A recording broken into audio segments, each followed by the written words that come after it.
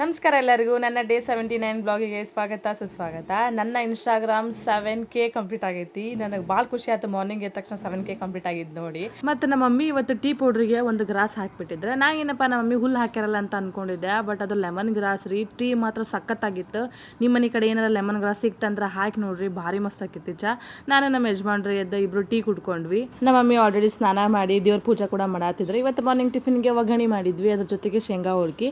ಇವತ್ತು ವೆದರ್ ಹೆಂಗೈತೆ ಅಂದ್ರೆ ಮಳಿ ಬರೋ ಥರ ಐತಿ. ಬಟ್ ಸಂಜೆ ತನಕ ಹಿಂಗೆ ಇತ್ತು ವೆದರ್, ಮಳಿ ಅಂತೂ ಬರಲೇ ಇಲ್ಲ. ನಾವು ರಾತ್ರಿ ಊಟಕ್ಕೆ ಚಪಾತಿ ಒಗ್ಗರಣೆ ಮಾಡ್ಕೊಂಡ್ರಾಯ್ತು. ರೈಸ್ ಊಟ ಮಾಡಿ ಬ್ಯಾಸರ ಆಗೈತೆ ಅಂತೇಳಿ ಚಪಾತಿ ಒಗ್ಗರಣೆ ಪ್ರಿಪೇರ್ ಮಾಡತ್ರ ಬಾಜು ಮನೆ ಅಮ್ಮ ಬಂದು ರೈಸ್ ಕೊಟ್ಬಿಟ್ರಿ ಇವತ್ತು. ಇರ್ಲಿ ಬಿಡ ಅನ್ಕೊಂಡು ನಾವು ಈ ಕಡೆ ಚಪಾತಿ ಒಗ್ಗರಣೆ ಮಾಡಕ್ಕೆ ಸ್ಟಾರ್ಟ್ ಮಾಡಿದ್ವಿ. ಅಮ್ಮ ನಾ ಮಾಡ್ತೀನಿ. ಸರಮ್ಮ ಮಾಡ್ತೀನಮ್ಮ. ಇಲ್ಲ ಬಾ ನೀ ಕುಂದ್ರ ಬಾ, ನಾ ಮಾಡ್ತೀನಿ. ಚಲೋ ಮಾಡಲ್ಲಮ್ಮ. ಎಷ್ಟು ಚೀಪ್ ಅನಿಸ್ಬಿಡ್ತು ಅಂದ್ರೆ ನಿಮ್ಮ. ಹೌದಾ?